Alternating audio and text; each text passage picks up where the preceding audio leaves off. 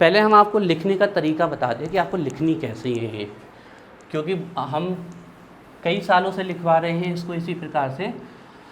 Last बार थोड़ा experiment किया था, बच्चे हमारी बात सुनते ही नहीं, पता नहीं हाँ हाँ कहते हैं और फिर करते अपनी मन की है कॉपी में।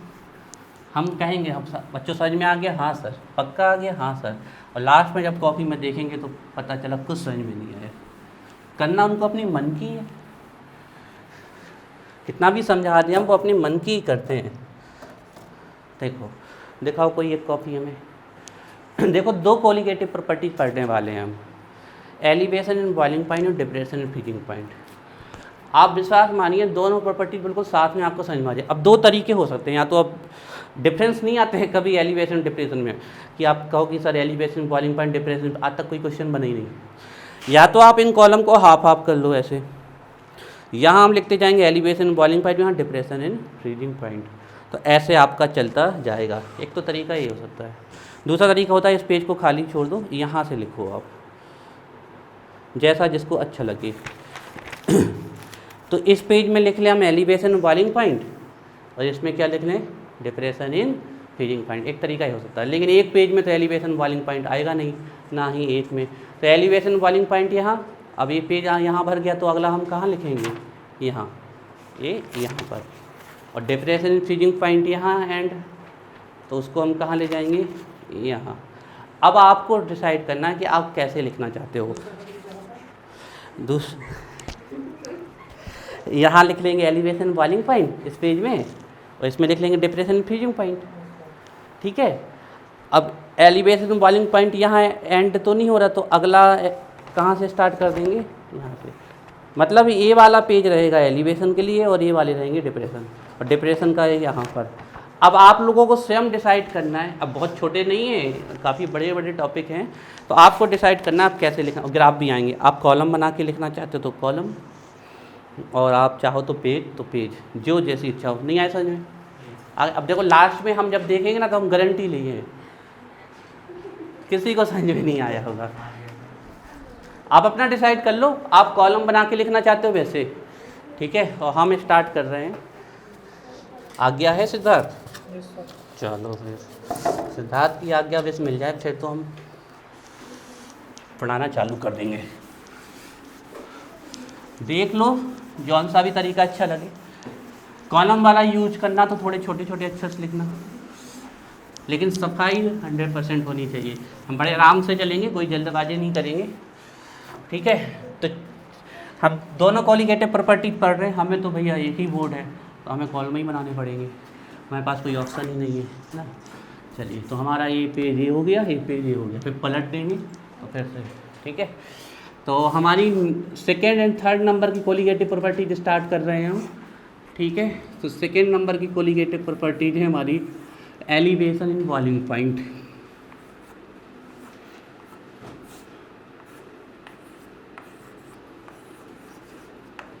Elevation in boiling point, elevation in boiling point.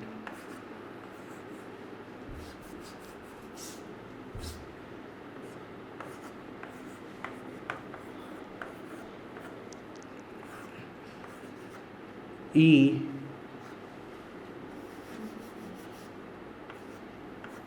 B P, elevation boiling point. और यहाँ हम लिख रहे हैं अपनी थर्ड नंबर की colligative property depression in freezing point. तुम लोग सिद्धार्थ और ये साक्षी तुम तो आई थी ना जब कंसंट्रेशन टर्म्स पढ़ाए थे, तो तुम वहाँ से मोलेरिटी, नॉर्मलिटी, मोल फ्रैक्शन और पीपीएम तैयार कर लेना, ठीक है अच्छे से। सिद्धार्थ तुम्हें लिख लेने हैं, और समझ में नहीं आए तो पूछ लेने हैं, और फिर भी अगर आपको हो तो हम वीडियो भेज देंगे इनकी। आपको एक टर्म याद कर लेने हैं बस वहाँ से, मोलेरिटी, नॉर्मलिटी, मोल फ्रैक्शन और पीपीएम, बस, बाकी कुछ भी नहीं। क्लियर अच्छे से। Depression in freezing point, depression in freezing point,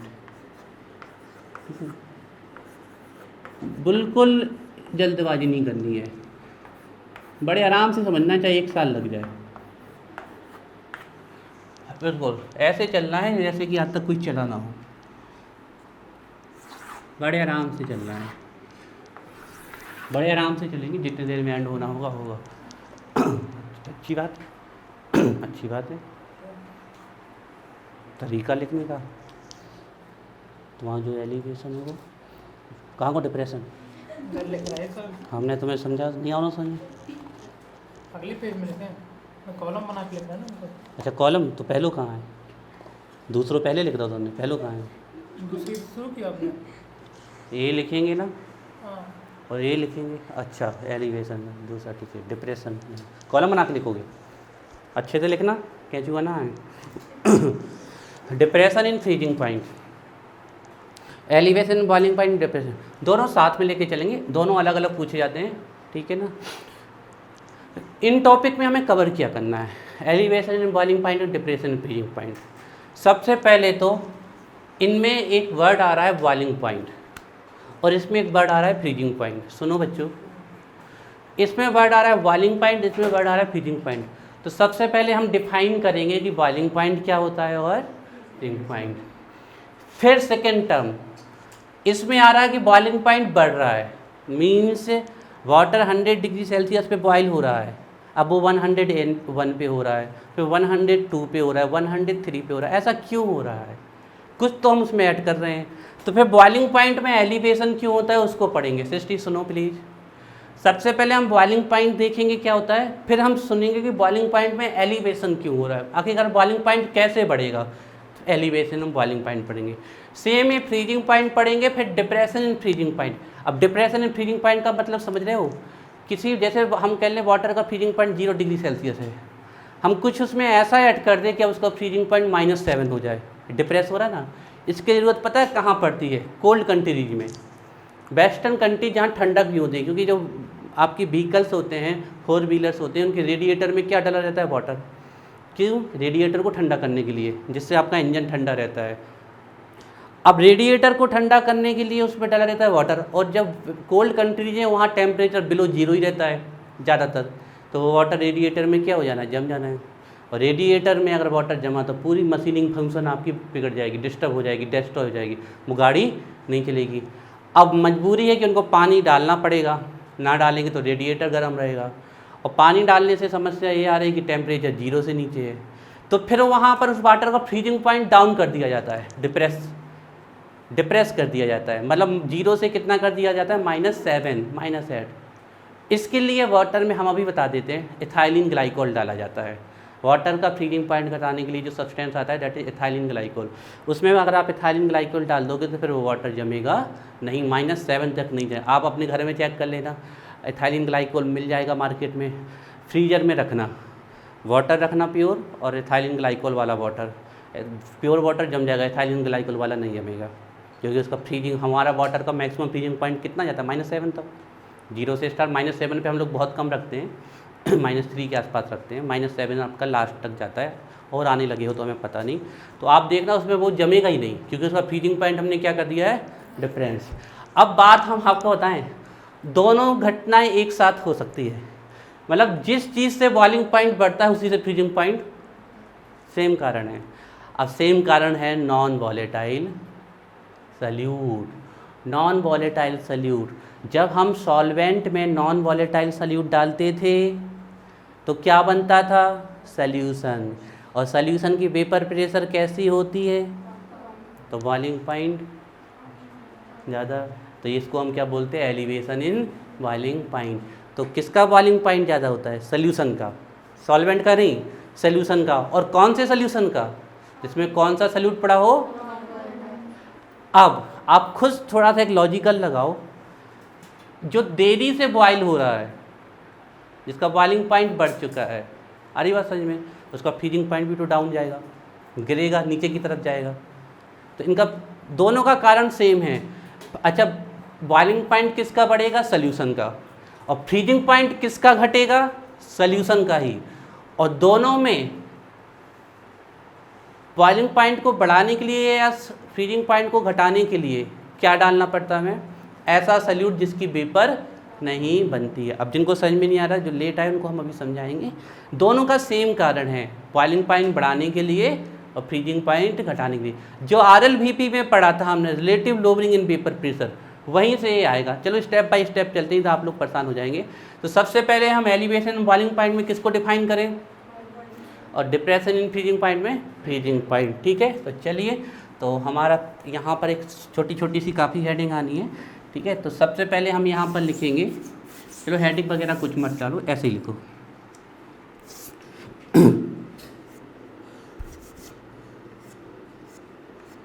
the temperature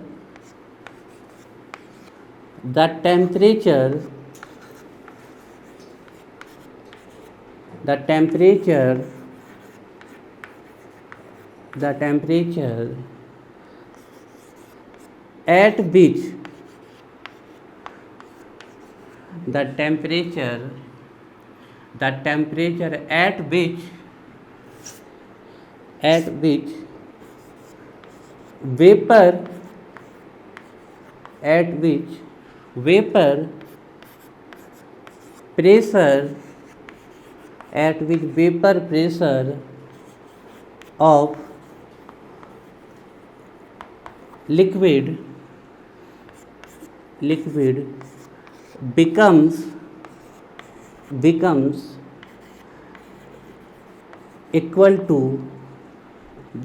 equal to atmospheric pressure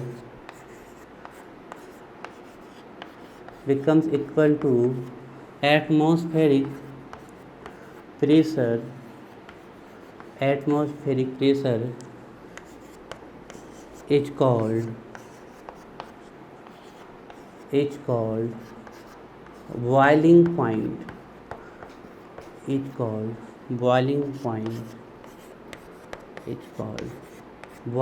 point of the liquid में इसके बॉइलिंग पॉइंट नहीं होते हैं, सॉल्यूशन के भी होते हैं, सबके बॉइलिंग पॉइंट होते हैं, लेकिन जनरली निकाले जाते हैं प्योर लिक्विड की। अब है क्या बॉइलिंग पॉइंट, ये आपको समझना पड़ेगा। ये हमारा एक कंटेनर है, इसकी ये बन रही है वेपर, ये वेपर बन रही जो अपने ही सॉल्यूशन पे क्या डाल रही है, प्रेशर, अपने ही लिक्विड पे, that is called vapour pressure. हमने कहा हमारे पास एक लिक्विड है या सॉल्यूशन है, कुछ भी है, ये उसकी वेपर बन रही है, और वेपर के द्वारा जो इसकी सरफेस पे प्रेशर डाला जाएगा उसको हम क्या कहेंगे, वेपर प्रेशर। अच्छा, जितनी ज़्यादा वेपर बनेगी उतनी ज़्यादा क्या होगा, वेपर प्रेशर। मतलब हम ज़्यादा वेपर प्रेशर अगर किसी का आ गया तो हमें वहाँ से इंडिकेशन हो रहा है कि उसकी वेपर क्या बन रही है, ज़्यादा बन रही है। अब ये वेपर बन तो रही है, लेकिन अभी भी ये वेपर इतनी नहीं बनी, समझना लॉजिकल, इतनी नहीं बनी कि इसके ऊपर एक जो ताकतवर इंसान बैठा हुआ है उसको एक क्रैक कर जाए, और उस ताकतवर इंसान का नाम है एटमॉस्फेरिक प्रेशर। हमारे ऊपर कौन सा प्रेशर लग रहा है, एटमॉस्फेरिक प्रेशर लग रहा है। दो चीज़ें हमें स्टेबलाइज करती हैं अर्थ पे, एक ग्रेविटेशन फोर्स और दूसरा एटमॉस्फेरिक प्रेशर। ये ध्यान रखिए आप, दोनों चीज़ों के कारण हम स्टेबल हैं अपनी अर्थ पे। ध्यान रखिएगा, ये वेपर बन रही है खूब, ये वेपर बन रही है और वेपर का इस सरफेस पे एक प्रेशर होगा, उसको बोला जाएगा वेपर प्रेशर। मतलब वेपर प्रेशर से हमें क्या इंडिकेट होता है कि कितनी वेपर बन रही है। अगर वेपर प्रेशर ज़्यादा तो वेपर ज़्यादा। अब ये वेपर इतनी बन जाए कि वो इस एटमॉस्फेरिक प्रेशर को टक्कर देने लगे। अगर ये वेपर इस एटमॉस्फेरिक प्रेशर को टक्कर देने लगेगी तो ये यहाँ से लिक्विड के पार्टिकल्स क्या करने लगेंगे, उछलने लगेंगे, और इसी प्रोसेस को हम क्या बोलते हैं, बॉइलिंग। और ये जिस टेम्परेचर पे होगा उसको हम क्या बोलेंगे, बॉइलिंग पॉइंट। फिर से सुनो, हमने कहा हम हैं और हमारे सामने एक ताकतवर इंसान है, वो हमें ढकेल रहा है। अब हम में इतनी ताकत आ जाए बिल्कुल उसके बराबर, बिल्कुल बराबर। अब यहाँ से थोड़ी भी आगे अगर हम गए तो हम उबलने लगेंगे। तो ये जो पॉइंट है, ध्यान रखिएगा, बॉइलिंग पॉइंट पे चीज़ें उबलना चालू नहीं होती हैं। बॉइलिंग पॉइंट वो पॉइंट है जिससे अगर थोड़ा सा भी आगे गए तो वो क्या 0 डिग्री सेल्सियस पे वाला वाटर बर्फ़ बन जाता है क्या? वो वहाँ से जमना चालू कर देता है, इसलिए इसको क्या बोलते हैं? Freezing point. वाटर जमता है -7 के आसपास। क्या 100 पे बिल्कुल वाटर बॉयल होना लगेगा? नहीं, वो बिल्कुल की टचिंग लाइन है। 100 पॉइंट कितना भी आया तो वाटर उबलेगा। अब वो कितना पॉइंट आ रहा है उसके हिसाब से ज़्यादा उबलेगा, कम उबलेगा, लेकिन वो तो हमने कहा ऊपर जो लग रहा है वो एटमॉस्फेरिक प्रेशर और नीचे से बन रही है वेपर। ये वेपर इतनी बन जाए, अब ये वेपर ज़्यादा बन रही है वो हमें कैसे पता चलेगा? इसके वेपर प्रेशर से। ये वेपर इतनी बन जाए कि उसकी वेपर प्रेशर किसके इक्वल हो जाए? Atmospheric pressure. और जैसे ही वेपर प्रेशर एटमॉस्फेरिक प्रेशर के इक्वल हो जाएगा, हम कह देंगे अब ये दोनों बराबर हो गए। मतलब अब यहाँ से अगर थोड़ा भी ज़्यादा वेपर हुई तो वो चीज़ क्या होने लगेगी? बॉयल होने लगेगी। तो ऐसा टेम्परेचर जिस पर किसी लिक्विड का वेपर प्रेशर एटमॉस्फेरिक प्रेशर के इक्वल हो जाता है, वही हमारा क्या कहलाता है? Boiling point. समझ में आई बात सिद्धार्थ? जहाँ पर किसी लिक्विड का वेपर प्रेशर किसके इक्वल हो जाता है? एटमॉस्फेरिक प्रेशर के इक्वल। जिस पॉइंट पे, जिस टेम्परेचर पे इतनी वेपर बनने लगे कि उसकी वेपर का प्रेशर किसके इक्वल हो जाए? एटमॉस्फेरिक प्रेशर का, उसी को हम क्या बोलेंगे? Boiling point. और बॉइलिंग पॉइंट क्या है? एक टेम्परेचर है। फ्रीजिंग पॉइंट भी क्या है? एक टेम्परेचर है। तो हमें इसको इतना बड़ा याद नहीं करना है, हमें सिर्फ इतना याद करना है, इसको, इस लास्ट वाली चीज़ को याद करना है, इससे आपको सब याद हो जाएगा। बॉइलिंग पॉइंट एक टेम्परेचर है। एक कौन सा टेम्परेचर है? जिस पर किसी चीज़ की वेपर प्रेशर, चाहे लिक्विड हो चाहे सोल्यूशन हो, वो किसके इक्वल हो जाती है? एटमॉस्फेरिक प्रेशर के। This is a boiling point. Note करिए।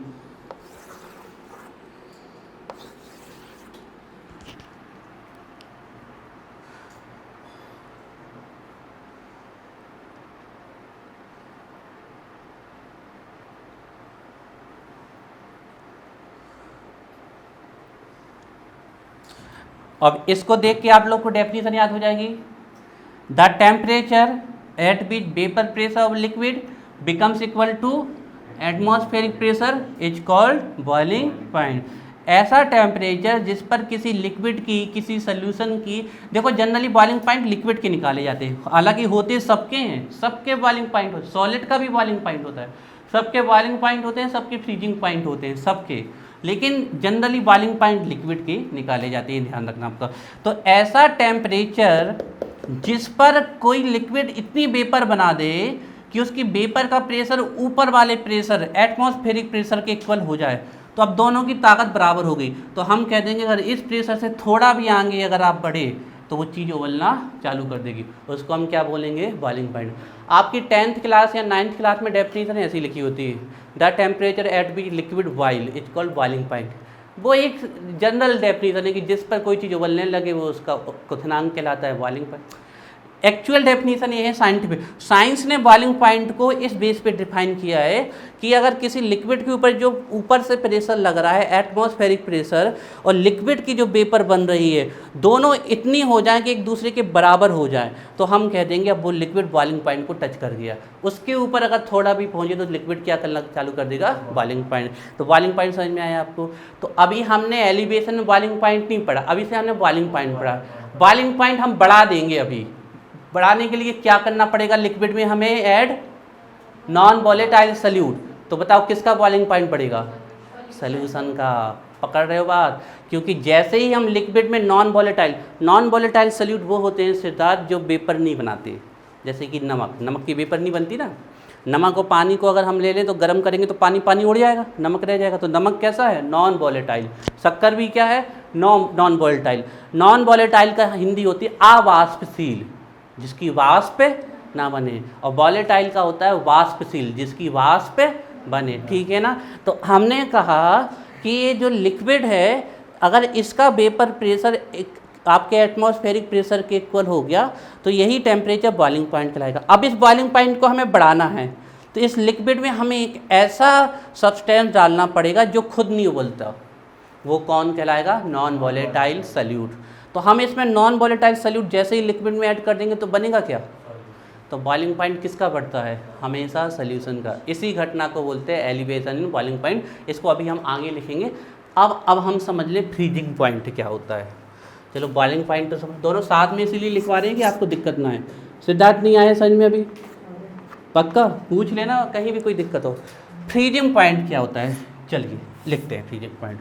देखिए, द टेम्परेचर,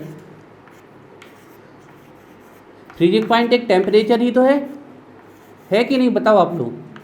आप लोग कहते ही तो अरे आज ठंडक है, वहाँ बर्फ़ जम गई, आज बहुत तापमान है। टेम्परेचर से रिलेटेड है। बॉइलिंग पॉइंट भी एक टेम्परेचर है, फ्रीजिंग पॉइंट भी temperature. The temperature at which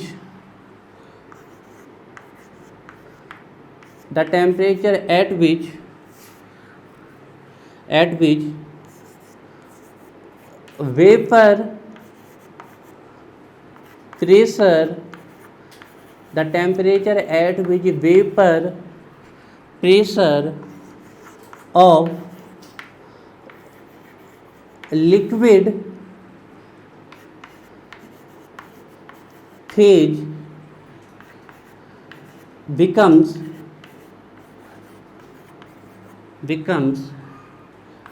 equal to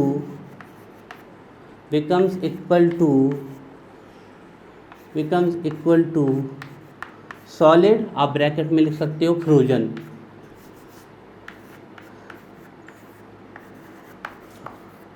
becomes equal to solid phase, the temperature at which vapor pressure of liquid phase becomes equal to solid phase या frozen phase is called freezing point।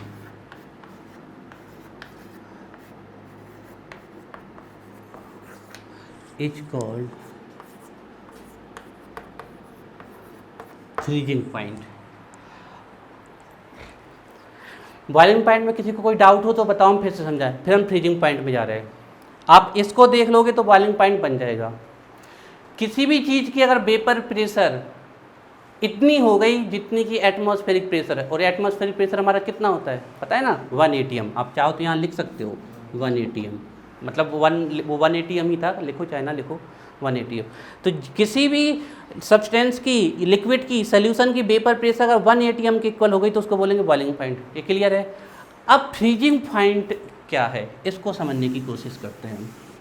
Freezing point को भी vapour pressure से ही जोड़ा गया है, ठीक है। इसको हम एक एग्जाम्पल से समझाते हैं कैसे बोला गया। ये मान लीजिए H2O वाटर, ये H2O वाटर, अरे मान लीजिए H2O आइस, ये H2O आइस है हमारी, ठीक है। ध्यान से देखो, अब ये कह रहे हैं बिल्कुल सिंपल है, जब इस वाटर की वेपर इतनी बनने लगे जितनी कि इस आइस की है तो ये वाटर क्या हो जाएगा? जम जाएगा। अभी नहीं आया समझ में, अब हम समझाते हैं, ध्यान दीजिए। देखिए उल्टी घटना होनी है। जैसे जैसे H2O आइस में जाने लगेगा इसकी वेपर कम होती जाएगी, इसकी वेपर क्या होती जाएगी? कम। वेपर कम होती जाएगी तो वेपर प्रेशर भी क्या होता जाएगा? कम। लगभग सॉलिड की वेपर ना के बराबर होती है, ना के बराबर होती है सॉलिड की वेपर, तो उसका वेपर प्रेशर भी कैसा होगा? ना के बराबर।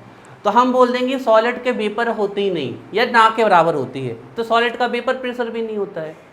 तो यही हम कह रहे हैं कि इस लिक्विड की इतनी वेपर कम बनने लगी, इतनी कम बनने लगी, इतनी कम बनने लगी इस लिक्विड की वेपर जितनी कि उसकी सॉलिड स्टेट में होती है। तो जब इस लिक्विड की वेपर इतनी कम बनने लगेगी, अब इसकी वेपर कम बने इसके लिए हम इसको क्या करना चालू करते हैं? ठंडा। और ये ठंडा, जब आपको एक चीज़ पता होनी चाहिए कि हर एक टेम्परेचर पे वाटर इवेपोरेट होता है। वाटर उबाल, आप वाटर को खुला छोड़ोगे वो हमेशा पानी बन के उड़ता है, मतलब उसकी वेपर लगातार बनती है। आप उसको फ्रिज में रखते जाओगे तो उसके पार्टिकल पास आते जाएंगे, पास आते जाएंगे, पास आते जाएंगे। अब पास आ रहे हैं मतलब क्या? वो उड़ नहीं पा रहे, तो वेपर नहीं बन रही, और पास और पास और पास। तो एक्चुअली में आप उसकी वेपर क्या कर रहे हैं? कम बना रहे हैं, और कम और कम और कम और कम। एक समय ऐसा आएगा कि उसकी वेपर लगभग ना के बराबर हो जाएगी, बिल्कुल चिपक जाएंगे पार्टिकल, तो वो वाटर क्या बन जाएगा? आइस। तो हम ये कह रहे हैं जो वाटर है इसकी इतनी कम वेपर बनने लगे जितनी इसकी आइस फेज में होती है, मतलब इन दोनों को आपस में कंपेयर किया गया है। तो जब किसी भी लिक्विड की वेपर अब उसके अपनी सॉलिड फॉर्म के इक्वल हो जाती है तो वो चीज़ क्या चालू कर देती है, जमना। इसी को हम क्या बोलते हैं, फ्रीजिंग पॉइंट। डेफिनेशन को समझना बहुत जरूरी है, बड़ी अजीब सी अटपटी सी डेफिनेशन है।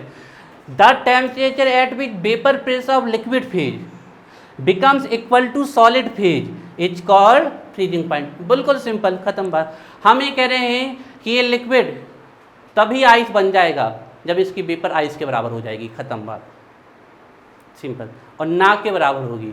हमने कहा कोई भी लिक्विड है, कोई भी सब्सटेंस है, वो अपनी सॉलिड फेज में जितनी वेपर बनाता है उतनी वेपर आप बना दो उसकी लिक्विड फेज में, वो तुरंत किस में चला जाएगा, आइस में। ऐसे एग्जाम्पल बताएं हम आपको। बहुत सारी कंट्रीज होती हैं जहाँ टेम्परेचर -70 सॉरी -40 -50 -70 तो अंटार्कटिका में है, ठीक है, बहुत लो टेम्परेचर है आपका। कई सारी कंट्रीज होती हैं जहाँ -40 -30 -7 -15 डिग्री सेल्सियस टेम्परेचर है। अब आप लिक्विड अंदर से लाए बढ़िया उठा के, लिक्विड, वो लिक्विड है, लेकिन जैसे ही आप उसको टेम्परेचर पे लाए वो जमना चालू कर दिया, मतलब उस टेम्परेचर ने उसकी वेपर इतनी कम बना दी जितनी उसकी किस फेज में थी, सॉलिड फेज में, तो क्या चालू हो गया, जमना। अभी हम लिक्विड को यहाँ ऊपर से पानी ले आए, क्या वो जम जाएगा क्या? लेकिन हम यहाँ पर कोई एक ऐसी मशीन लगा दे जिस उस लिक्विड की वेपर इतनी कम कर दे जितनी कि उसकी सॉलिड फेज में होती है, वो तुरंत क्या हो जाएगा, जम जाएगा। इसी प्रकार अगर आप अंटार्कटिका में उबलता हुआ पानी भी आसमान में फेंकोगे वो तुरंत फ्रीज हो जाएगा, तुरंत जम जाएगा। रीजन, वो टेम्परेचर उस लिक्विड की वेपर को तुरंत कितना कम कर देगा, उसकी सॉलिड फेज के इक्वल कर देगा, तो वो क्या हो जाएगा, जम जाएगा। बात समझ में आ रही है आप लोगों को हम क्या कहना चाहते हैं? मतलब किसी भी लिक्विड के वेपर प्रेशर को उसकी सॉलिड फेज से कंपेयर कहा गया है। हमने कहा आपके पास जो भी टेक्नोलॉजी, आपके पास फ्रिज है, फ्रिज लगाओ, आइस कूलिंग मशीन है, आइस कूलिंग मशीन लगाओ, एनवायरमेंटल टेम्परेचर लगाओ, अंटार्कटिका पन्ना से ले जाओ पानी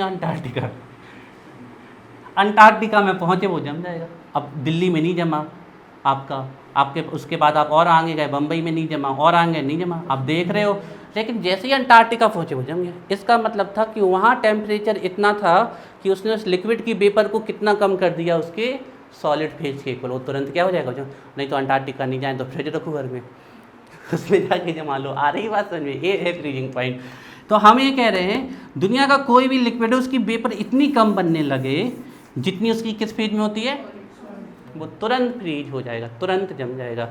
और सॉलिड फेज के इक्वल वेपर लाने के लिए उस लिक्विड को क्या करना जरूरी है, ठंडा।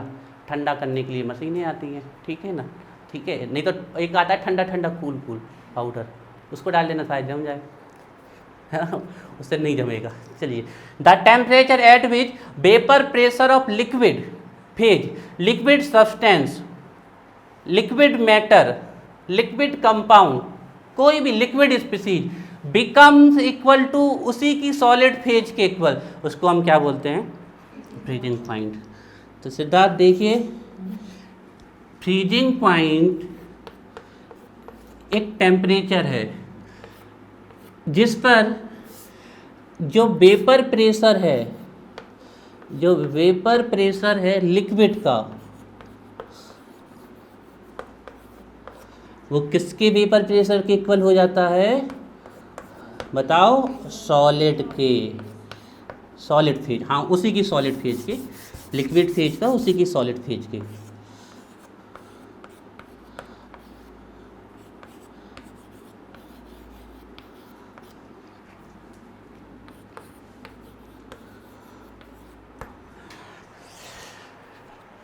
तो बॉइलिंग पॉइंट को एटमॉस्फेरिक प्रेशर से कंपेयर किया और फ्रीजिंग पॉइंट को सॉलिड फेज से, दोनों डेफिनेशन बन जाएगी, डट गई।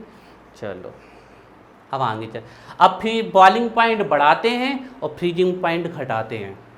अच्छा, बॉइलिंग पॉइंट किसका बढ़ेगा, सॉल्यूशन का, और फ्रीजिंग पॉइंट भी किसका घटेगा, सॉल्यूशन का है। और बॉइलिंग पॉइंट और फ्रीजिंग पॉइंट बढ़ाने के लिए एक ब्रह्मास्त्र है हमारे पास, that is non volatile solute. अब जो नए बच्चे हैं उनको समझ में नहीं आ रहा होगा तो उनको समझाते हैं।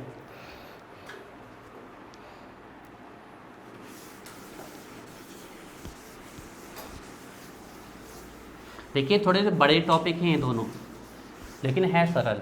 ठीक है, एक एक पॉइंट हम चलेंगे।